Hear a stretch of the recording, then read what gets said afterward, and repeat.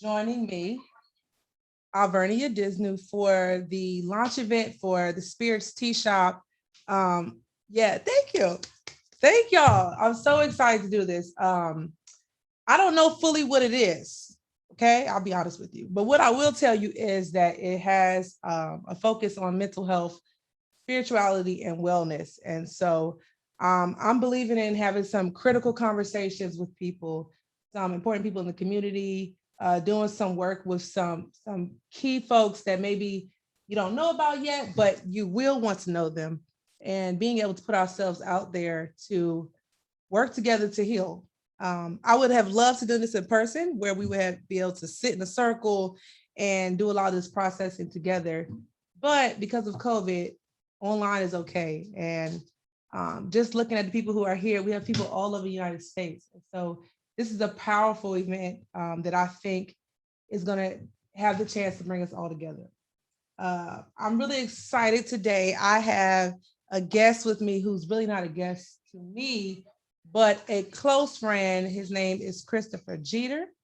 He will be sharing with us today, being vulnerable, putting himself out there as an example for us to learn from. I want to say before we talk about anything today, I want you to do some of the exercises at home that Chris is doing online. And so he will be doing them out loud, but I encourage you to reflect on some of the things that we're going to talk about together in your own time. You can use a journal, you can use your phone. It's 2022. You can use a note section on your cell phone, but whatever you need to do this type of reflective work. I hope you can join us. I'm going to pull the mic towards me. Thank you. And Ralph is here. You all can't see him, but I'm here in his studio in Raleigh, shameless plug. So if you need a studio, this is here.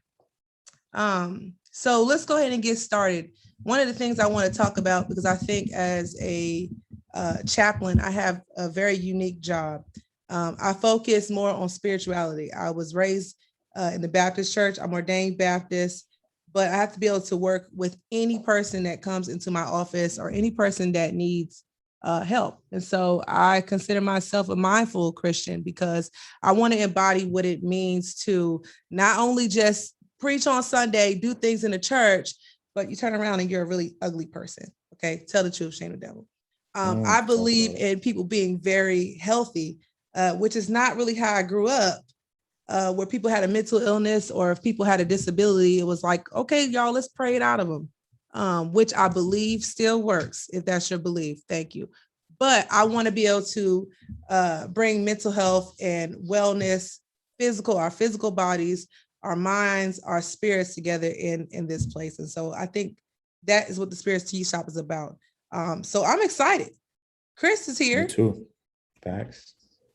Chris, I mean, I think, Chris, you're like kind of a unicorn, a Black man who is doing work within the mental health field, and also putting yourself out there. I would consider you a person who was a healer in the community. And I mean, can you just give us just a brief introduction about who you are, a little bit about the work that you do? What's up, everybody? My name is Chris Jeter. I also go by ID, which is my creative name. It stands for Intelligent Design. And I always like to say that I am a wellness advocate who uses creative expression and mindfulness to promote high-level wellness. And wellness is really code for spirituality, where it's the alignment of mind, body, and soul, and it influences emotion and connection. So that's a whole lot of words, but really what I do is create experiences for myself and for others that allow me to connect to self and allow others to connect with themselves too.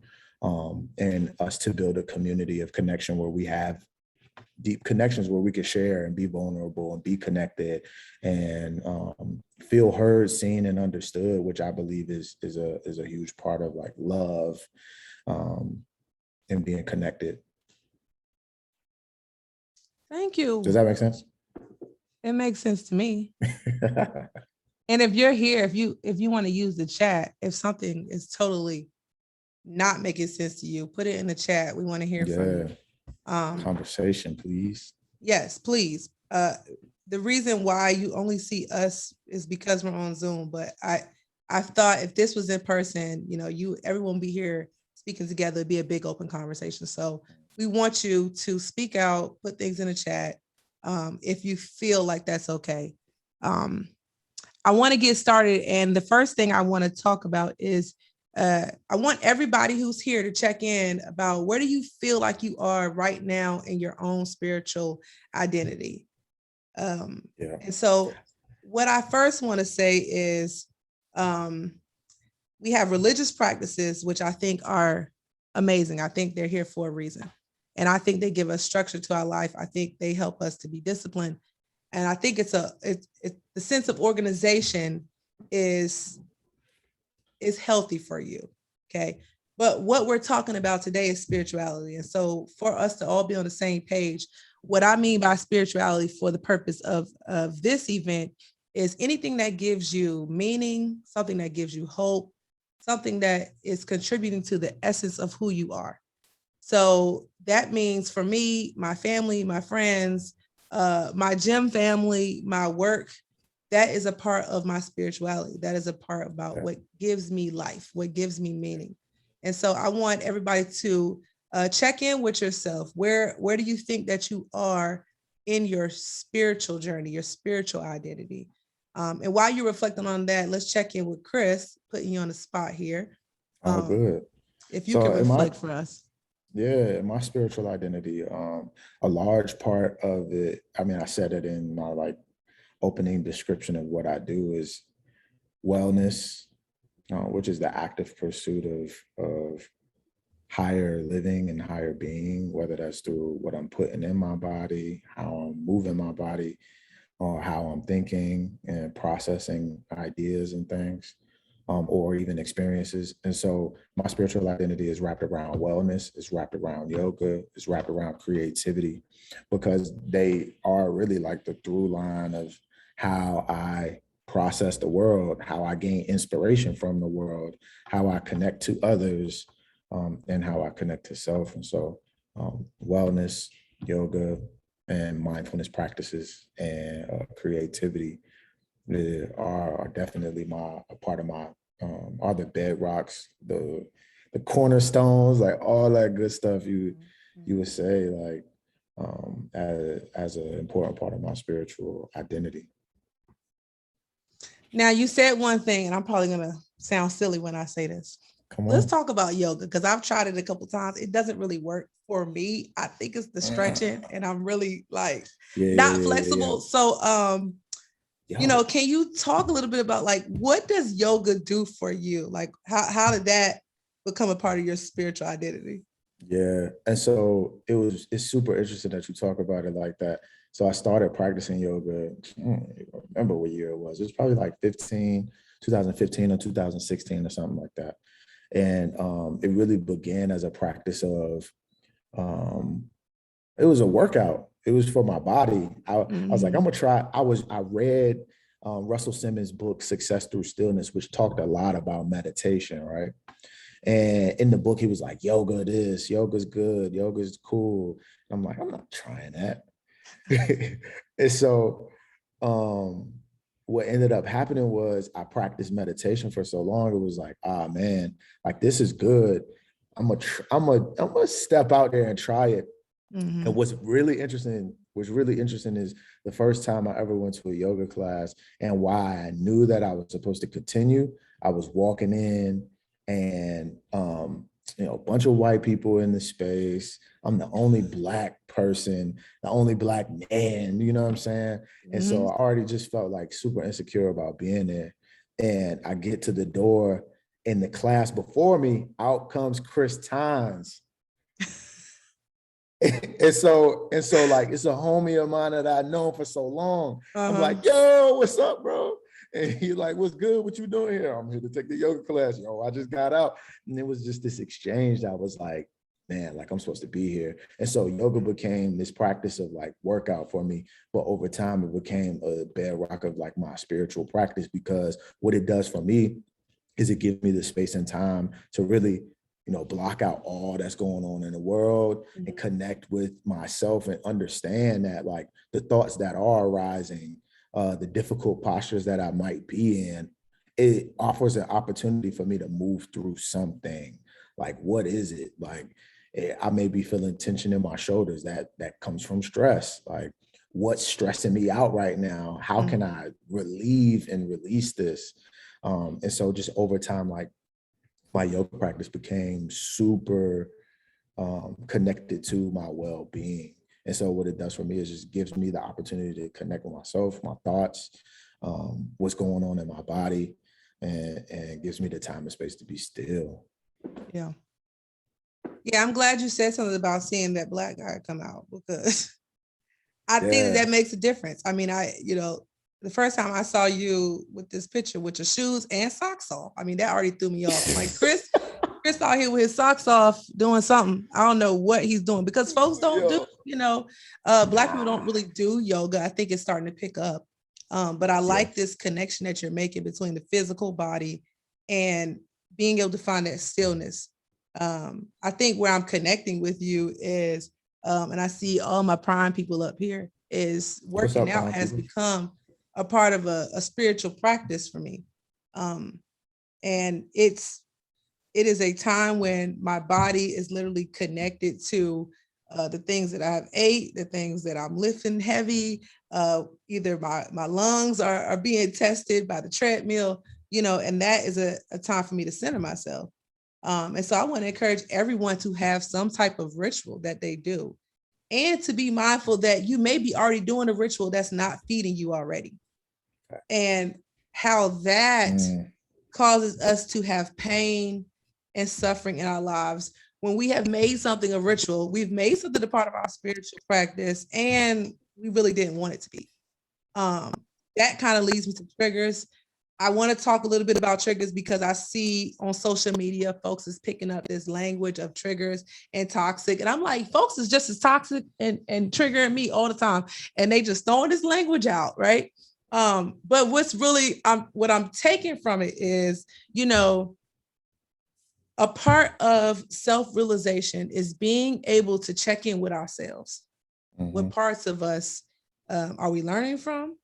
So that means when I am doing something physical, such as yoga, such as working out, such as praying, such as connecting with family, what part of that is feeding me, right? That's making me a better person. That's connecting me to the holiness of God, or whatever is important for you. But there's another part of self-realization.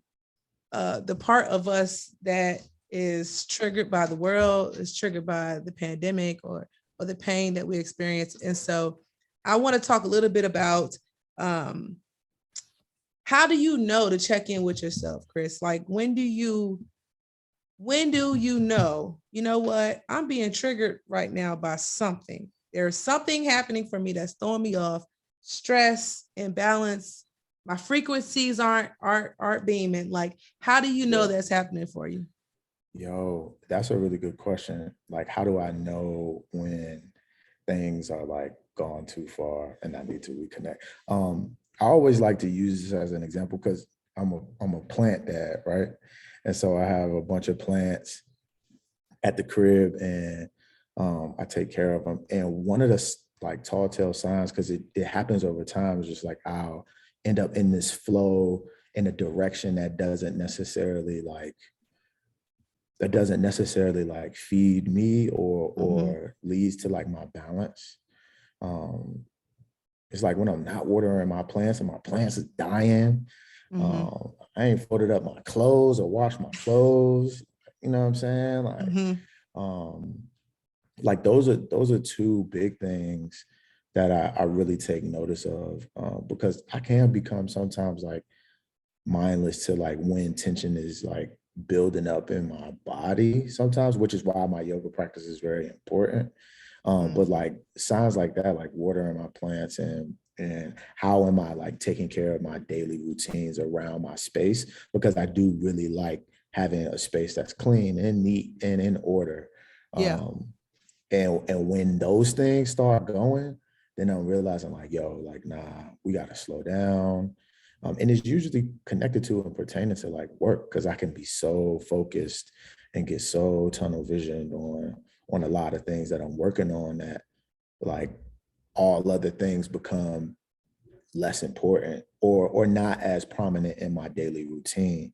And Mhm. so just making time to light an incense, water the plants, fold my clothes, get on my mat, and take some deep breaths is what's really important to me. And those are the signs, like when I'm not doing those things, I know I'm Mhm. headed off in this direction that's like not leading to groundedness.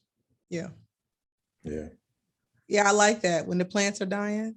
I mean, it's really deep. Like if you come in this house Literally, and you didn't think to water these dang plants or feed your dog, then you should what be you checking doing? in with yourself. Yeah.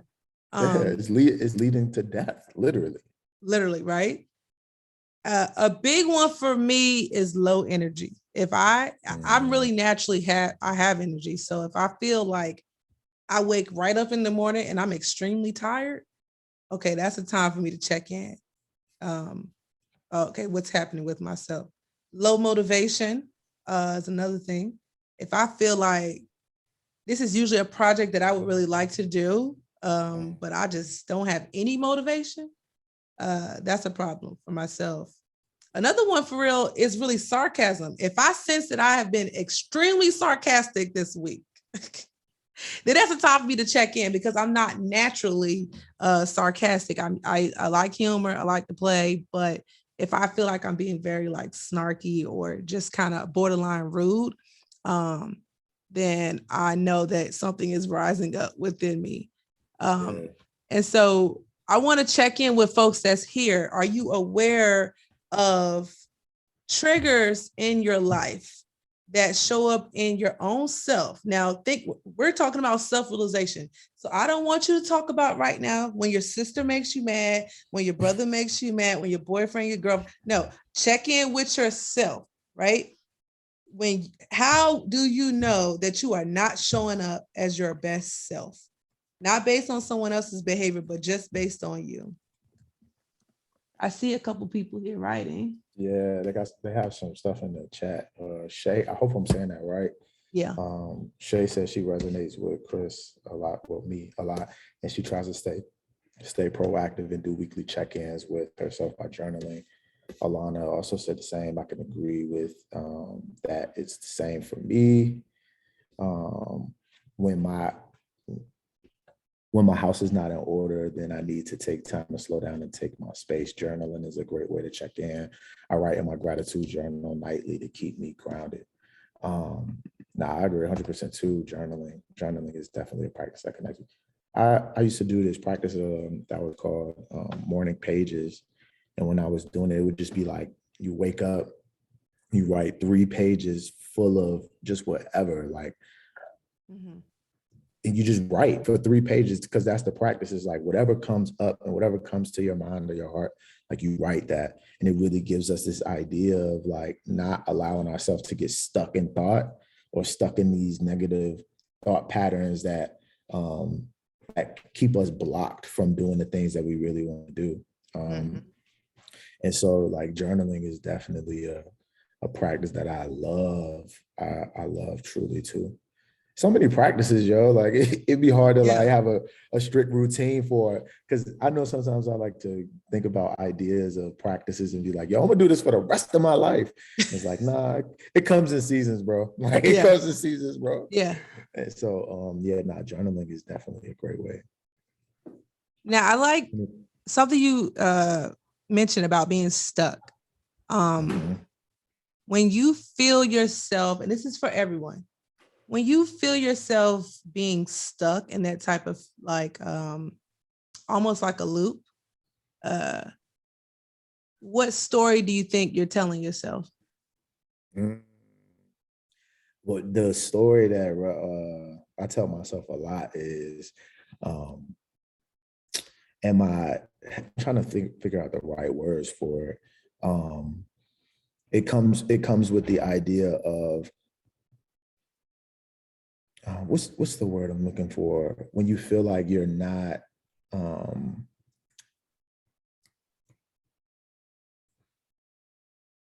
ah,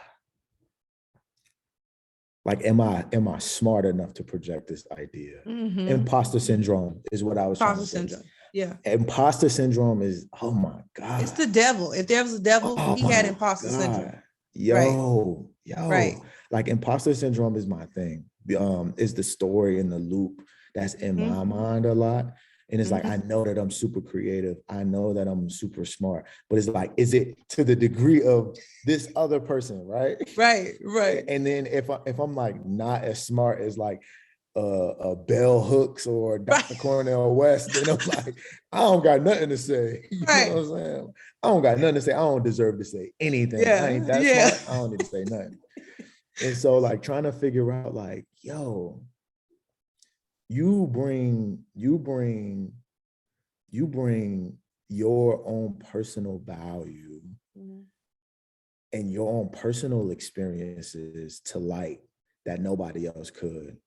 And so like honoring and respecting that. I had this moment when I first started before I was going to start like teaching yoga out loud is what I call it, right?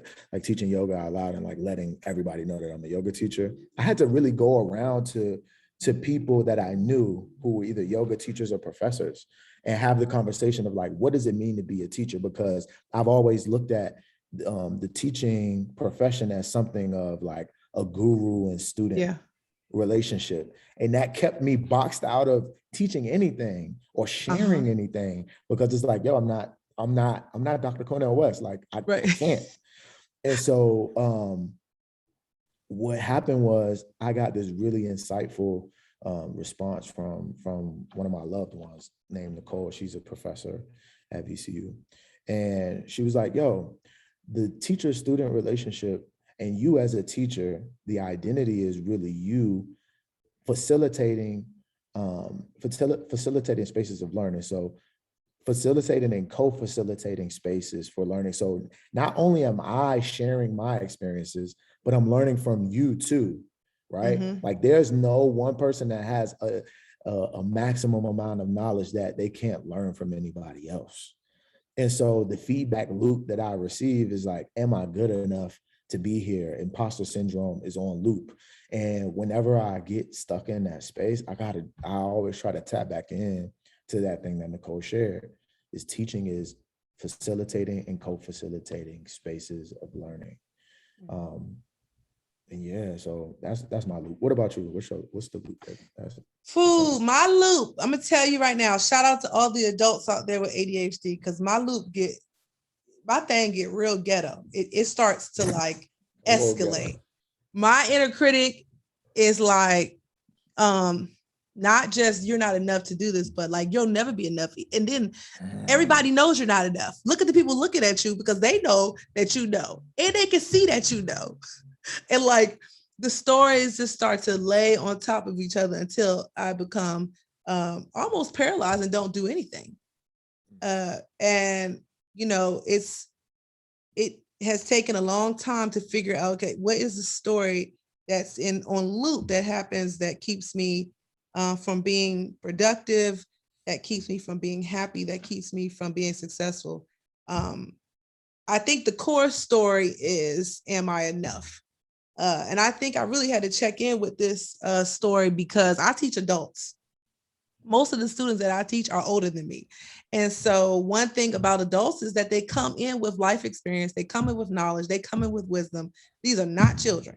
So I can't teach adults as if they don't know anything about life, especially when most of my students are older than me. My last unit of students were 3 50-year-old women and one male in his late 20s. So these aren't children. They came with plenty of life experience. And so one of the stories I constantly had to check is, okay, am I enough to do this? And then am I enough turns into thinking about the other people thinking about if I'm enough, which is so dangerous because no one has told me that. I have to sometimes stop myself and say, did anybody say this to you? Like, if you think about the dream that you have, if you think about the goal you have for yourself, literally, there are times that I have not done something anticipating a no that has not even happened yet. Like no one Closing the has said door on no to me yourself. yet. No one has said, I don't want to. No one has said you're not enough. No one has, none of these responses have came to me yet, but they've only come from inside. And so that is a powerful inner critic that can write a story and write a story for other people. Like that's just dangerous, right? So I wonder, checking in with the chat, checking in with folks, what is the story that you tell yourself that keeps you in the loop, that keeps you from being productive, that keeps you from moving, that keeps you from flourishing? There's somebody who wrote, it's always overthinking for me. Imposter syndrome, overthinking, yeah. Those are like top two, Top right? two. That keep people stuck.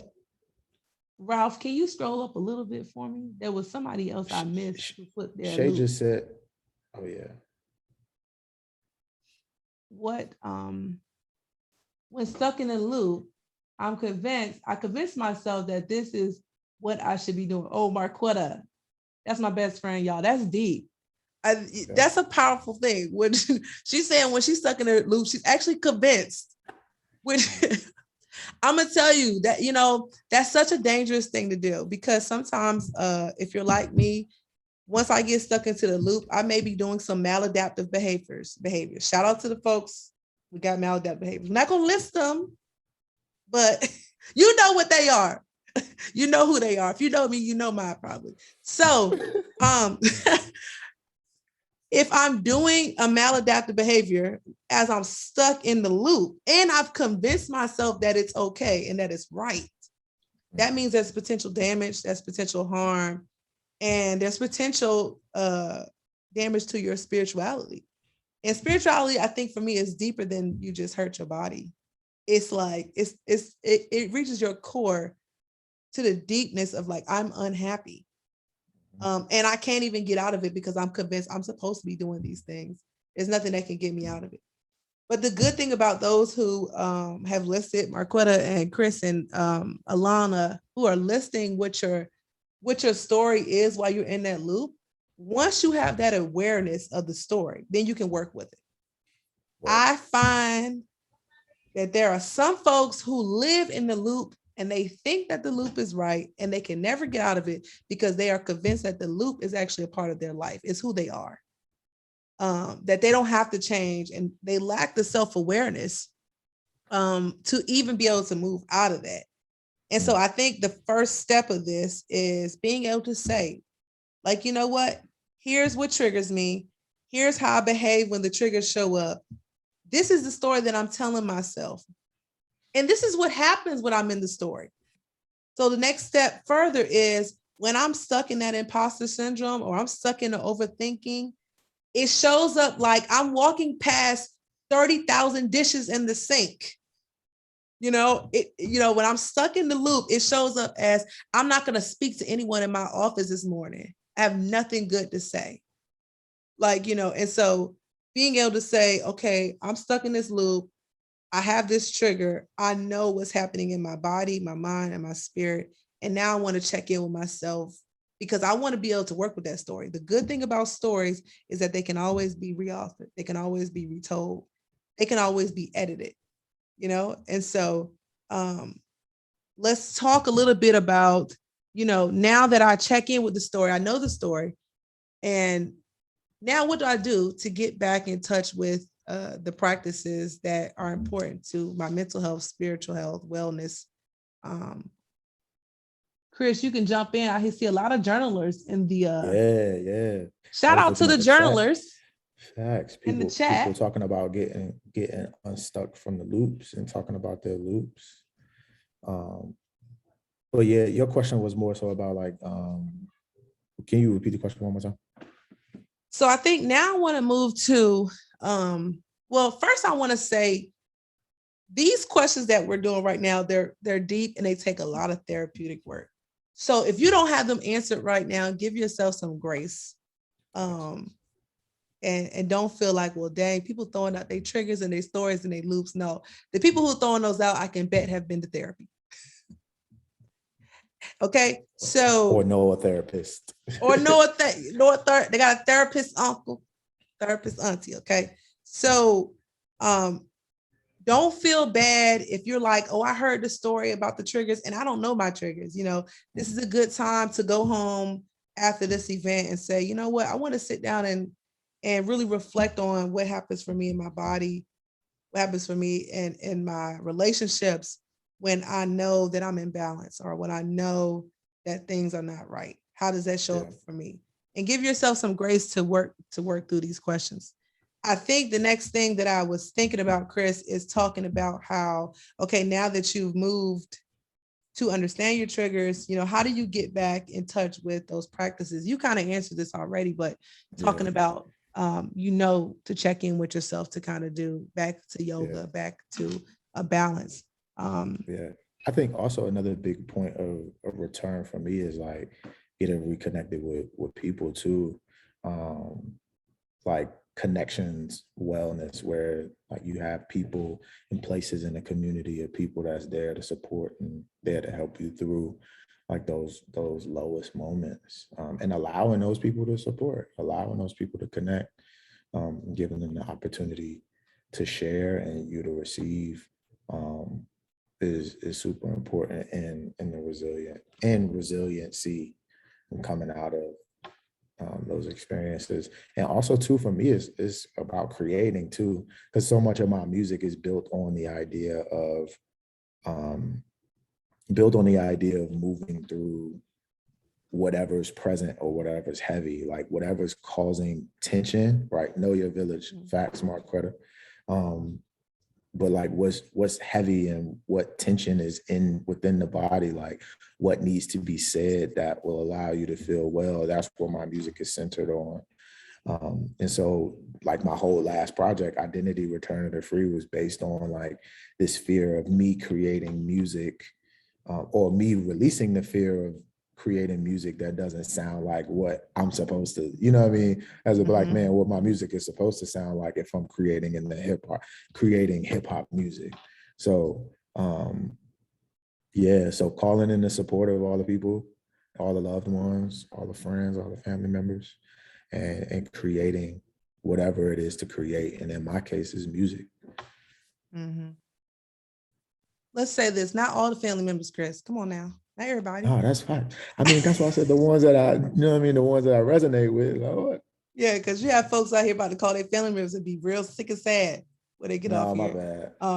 Yeah, loved ones. Yeah, loved ones. That you feel heard, seen, and understood by, for sure. And the reason why I want to be very clear about that, Chris, is because not everyone recognizes that they don't need to call every family member to help them out of a loop. Yeah. If I know when I call this family member, it's going to be both of us in the loop. Like I'm in the loop. Am I enough? I don't know. I don't know if you're enough because I don't know if I'm enough either. I don't need to call you, right? So one of the things I want to encourage folks to do is get yourself a resiliency partner or a resiliency family member, right? Or a resiliency coworker. And what that person looks like is just like what you said, Chris. It's the person I check in with when I'm feeling the tension, I'm feeling off, but I know if I call this person, they're going to say, you could benefit from changing up a little bit. I consider my friends very, very honest people. And thank God that when I first started going through therapy and graduate school and trying several different ADHD medications, my roommate was like, yeah, I want you to watch me take these medications. And because every day I came home, I felt like I was the same. And one day she said, you're not the same on this day. This day you do something different and you're a little off. And that was helpful for me. One, because like you said, it's a loved one and this person was honest. And when I got into the loop of being angry, being disrespectful, she didn't join the loop with me. She didn't become disrespectful and angry back to me. She respected that I was working on something. She respected that something was happening with me, gave me grace, and then was still able to be honest. And so a resiliency partner, a resiliency friend, I don't know if you have this person already and maybe you didn't give them the name yet, but like, who is this person that you know if you check in with them, they can either be honest with you, they can also be a part of you checking back in, helping you to get out of that loop. Um, and honestly, I would take it a step further that they kind of do reflect what I think is a characteristic of God. Like I imagine if I ever met God, and I hate to try to put a physical limit on what I think God or the creator sustainer is, but if I had to think about my resiliency partner or friend or loved one, it is a person that I think is reflecting the characteristics of God back to me in a very graceful way. Mookie, that is not okay. I love you. Alvernia. Alvernia, Mookie, Disney, that is not okay. I love you, and you can't do that. you know? So checking in with folks, and Chris too, like, do you have a person that's like, that's your resiliency friend, your resiliency coworker, your resiliency family member? Who is that person for you? Yeah, there's so many people. Now, I wouldn't say so many people, like it's like 100,000 people, but like, like sometimes it's my sister, sometimes it's my best friend, sometimes it's Nicole, sometimes it's, like people offer their space and time and ability to listen and reflect on what it is that you're saying, like at different times, because it is hard to have like one person, because sometimes we have those spits, those times in our life when we're going through so much. It's like, I don't want to put all this on you. But yeah, no, I'm blessed to be able to have like a lot of friends and loved ones who do have like backgrounds in counseling and therapy, or have been here for a very long time and know, me and what I've been through and my experiences and things like that. So there's a whole bunch of things, whole bunch of people. Marquetta said, "Move, dog." I do want to say, give your resiliency person, your resiliency family member, your resiliency coworker grace too. Like they're not your therapist though. And they don't have to be on all the time. Because I'm going to tell you right now, I can have a bad day. I go to work and tell folks all the time, I'm in the same pandemic as you. We all in the same one. Where people come to work and, oh, woe is me, life is bad. Sure is, because I'm here with you, right? So, give your resiliency person also grace as well, because I have often felt like when I do check in with folks and they get me together, it doesn't feel good. Like as soon as that person does like reflect back to you, I don't really agree with that. My initial response is shut up. Or like don't talk to me, because I don't really like to be controlled. Don't talk to me. I don't want to hear that. Yeah. And I feel like that has been a big part of my journey. When I first was doing weight loss challenge last year, I had not known my brother Aaron for a while. I don't know if he's up here, but he was my partner. I don't even know how we ended up being partners. I think because we're both within the band. Shout out to Norfolk State Band, A&T Band. But he one day came to me. This is a 90-day challenge. He came to me on like day 80. And this is when I knew we could be friends. He said, your attitude has not been right. And like just walked away. And I was like, who are you talking to? I don't have to work out with him. Matter of fact, I was just silent. I can leave this gym right now, as a matter of fact. But then I came back and was like, you know what? That felt uncomfortable for somebody to reflect back to me that I was not doing what I was supposed to be doing. My attitude was not showing up in the way that I wanted to be.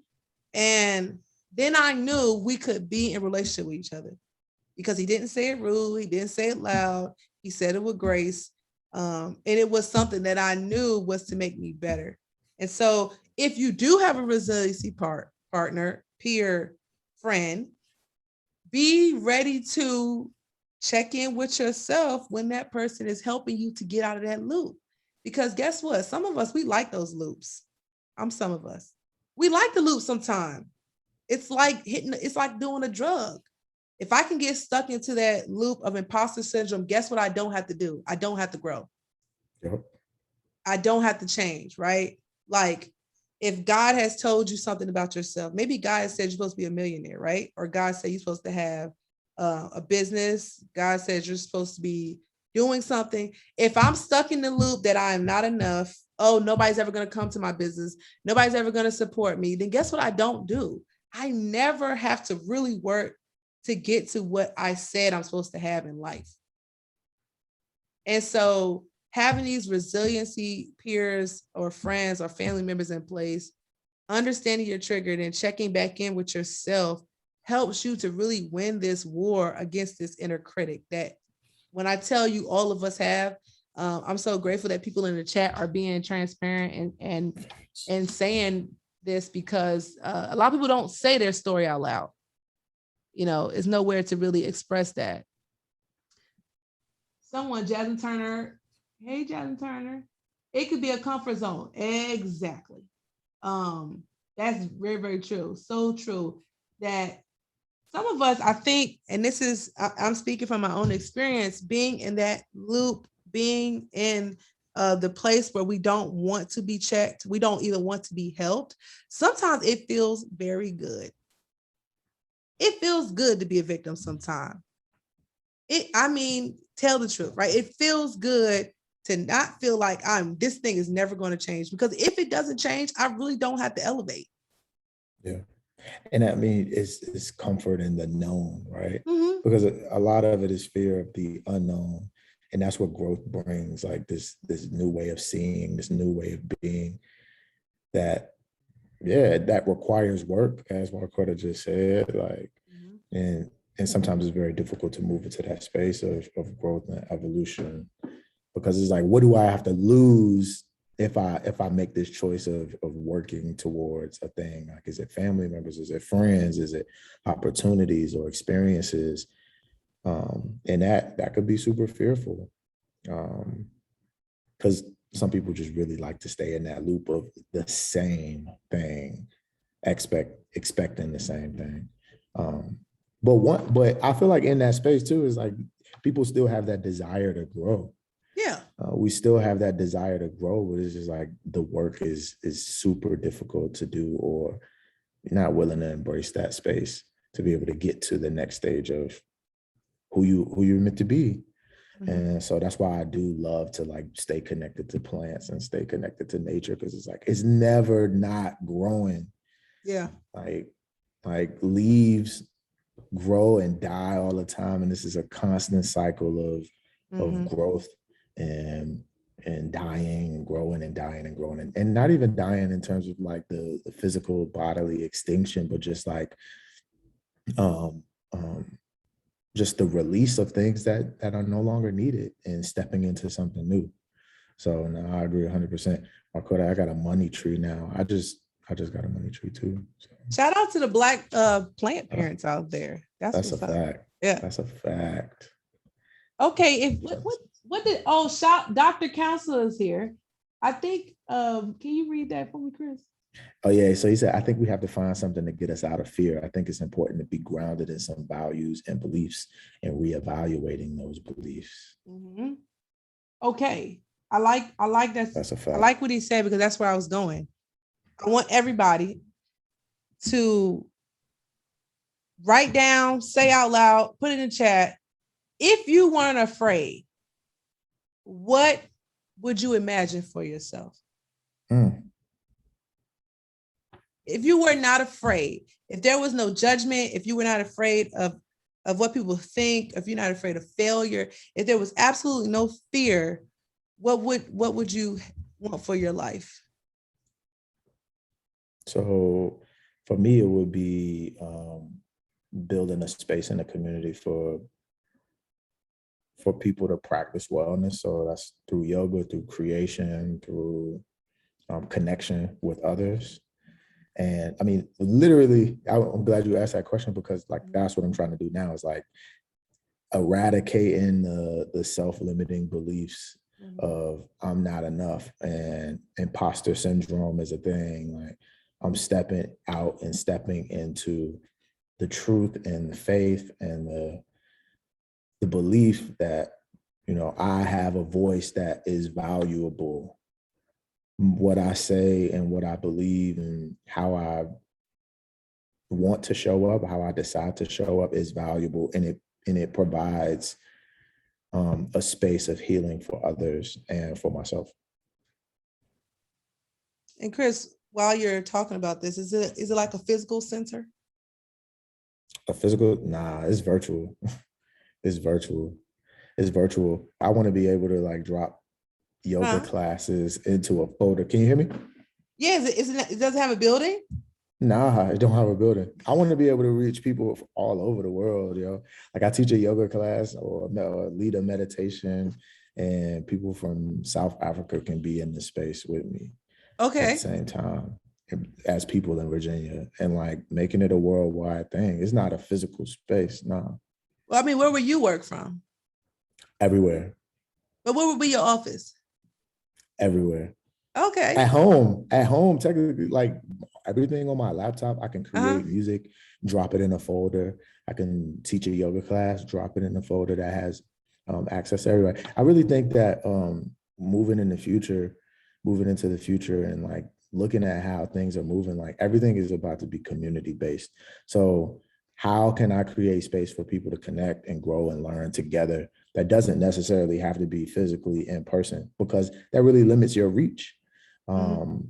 And I mean, as we're doing right now, like we have 20 some odd people in this space from all over the world, connecting, growing, learning, sharing, building, loving, all of that stuff together. And so like, why would I have a physical space that could limit the potential reach that I could have? You have employees? And not to say, do I have employees? That's a good question. Do you have employees? Not yet. No. Yes, I do. I'm talking about the thing. Yeah. I'm talking about the thing. If you weren't afraid, do you have employees? Oh yeah, facts. How many? Ooh. I need somebody to run operations for me. I need somebody to run social media for me. I need somebody to. I need an assistant. I don't know. It'd probably be like five or eight people. 5 or 8 people? How many people, Yeah. Ralph, how many people you think work at Apple? Yeah. Yeah. Okay, Chris, we need thousands. Let's go back, because you're talking about doing worldwide. So you just said you want to change the world with 8 people, which I think you thank you. That's like the 2 fish, the 5 loaves. That's a little short. But I'm talking about, let's expand this, because here's what we're doing. And I hope everybody can do this at home. You got to even expand what you imagine for yourself. So you got to be able to see Chris has a virtual wellness center with thousands of employees. Can you see that for yourself? Yeah. That don't make me give it to you, because it ain't mine. But to think about what would it be like to have thousands of Black mental health professionals that can reach anyone in the world, and they are under this guy from downtown Newport News, Virginia. And could you imagine that for yourself? Yeah. I wouldn't even use the words under. Would be in community and in space together. No, you are the ruler of it. You're the leader of it. Because we want to give you credit for the work that you're doing. And what I will say is, I don't know if there's any other people here that's not Black. Black people often give away a lot of our power because we're so community oriented, right? Thank you, Lord. Yes. But I want to start giving folks credit for the work that they do. So Chris has this enterprise of wellness and life-changing healers that reaches thousands of people, that's influenced by the work that you've done with them as the leader. And that's important, because these people that work under you at this place, this wellness center, they live into your values, that's why it's important for me to say that you're leading, because when you have the wrong leader, the wrong values come out. Okay. So to really think about expanding, like what I imagine for myself and how my spiritual practice, my well-being, that all plays a part into what I think I can have and what I think I deserve. So, I hope that for you, and I hope that for people in the chat. Oh, sorry. I appreciate that, yo. I appreciate that challenge and that expansion for sure. I mean, can you imagine how I'm gonna act when I say that's my friend from downtown Newport News? He got a wellness center. Okay, I'll be acting crazy, but I'm gonna clean it up. So, really, I want to encourage everyone who's putting their dreams and aspirations in the group chat. Like, if you weren't afraid, go home and write that, and then show it to somebody else. Because just like Chris did with us, it's like, yeah, I want a business. And I can tell you mine, this happened for me. And I'll tell you, I called one of my friends who, I don't know if she's here, D. And I got on the phone with her. She said, what are you going to do? I said, well, I think I'm going to do a podcast, video, something. And she was like, yeah, Disney Enterprises. And I was like, making that joint huge. I was like, nah, I'm thinking like a little LLC, a little something. I wasn't thinking that big. But when she said it back to me, I almost couldn't imagine it for myself. And so I think that this is so important to put some of your dreams out there, some of your aspirations out there in front of people who care about you, in front of people who love you, and in front of people who make your spirit feel well, so they can help you expand what you even can imagine for yourself. Because once you can see it, since you talked about bell hooks, my girl, once you can see it, then you can work towards it. If you cannot see it, bell hooks says you can't even start working towards it because you can't imagine it. So I want to encourage everyone to do that. And believe me, when I say that, I'm saying in the prophetic, because I'm not saying I'm there, but what I'm saying is, I mean, for all of us to even take that step, I think is hard work. And call Mookie if you want to be challenged on it. Who said that? Who said that? I did. Who said call that? Mookie if you want to be challenged on it. Nah, I appreciate that for real. No, I appreciate you. We are coming to our end here, and I want to appreciate everyone who is here. There are so many people here. There are so many great things in the chat. That was one thing I was hopeful for. If you were not writing in the chat, I hope that you will continue to reflect on some of these things. I will put them on my social media. I want to give Chris, first of all, the biggest virtual hug and round of applause ever, because he did these things in front of us and put himself out there. I like to just brag on this Black man who is being vulnerable. And this is him all the time, y'all. Y'all know how some people you like, that ain't really them. No, this is really him. If you call this man on the phone, who he was today is who he is all the time. And so, Chris, can you tell us a little bit of your information, how folks can find you, how folks can stay in contact with you? Yeah, stay in contact with me through the channel that I use the most is Instagram. You can follow me at ID_Jeter. And I have a lot of things that I'm working on, dropping music videos, have a documentary that's being released in the next week or so. So we're dropping out teasers, and the trailer, extended trailer to the documentary is available now. So I'm actually gonna drop a couple of links in the chat so y'all can see what's happening, what's going on. So there's a little link, not a little link, that is a link to, I should have put www. But that is a link to my link in bio website, but it has everything on there that you need to see from me, or that you would want to see from me. And then I just put the tiny URL to my email list, because we got a whole lot of things moving and coming, from meditations, group meditations, to experiences that I want to share with everybody. So follow me through those two things.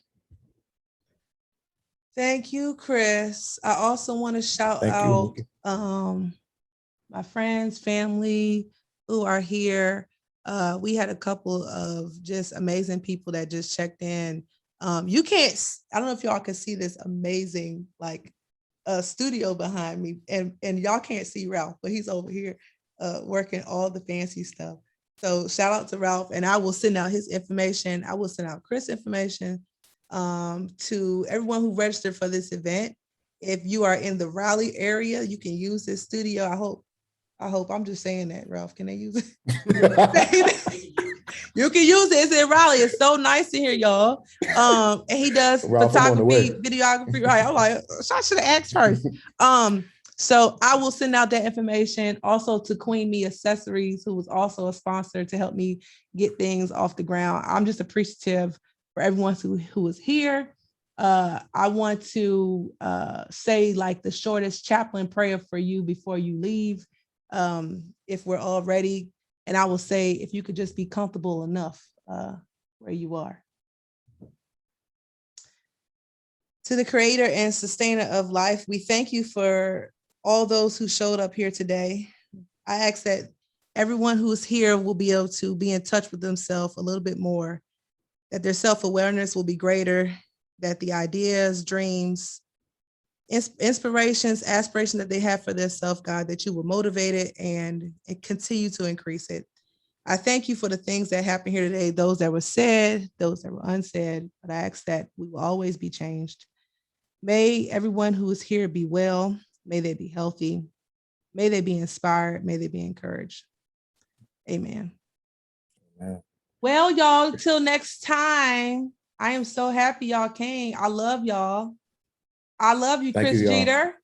Love you too, Mookie Disney, Alvernia Disney, whichever Disney you want to be right now. That's it.